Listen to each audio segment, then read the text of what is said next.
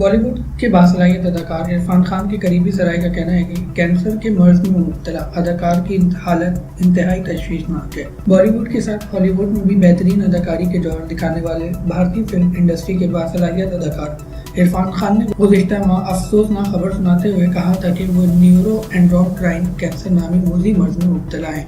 تاہم ان کی بیماری ابھی ابتدائی مرحلے میں ہے۔ بعد عرفان خان علاج کی غرض سے بیرون ملک چلے گئے تھے، جہاں ان کا علاج جاری ہے، لیکن بھارتی صحافی امیر سندھو نے انکشاف کیا ہے کہ عرفان خان کی طبیعت مسلسل بگڑ رہی ہے اور بجائے صحتیابی کی طرف جانے کے بجائے وہ مزید دن بدن بیمار ہوتے جا رہے ہیں۔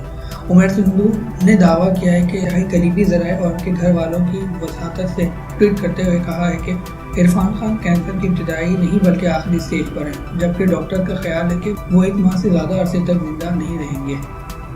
صحافی امیر سندھو کی جانب سے یہ خبر پوسٹ کرنے کے چند گھنٹوں بعد ہی ہٹا دی گئی، لیکن اس وقت تک یہ خبر جنگل کی آنکھ کی طرح پھیل چکی تھی۔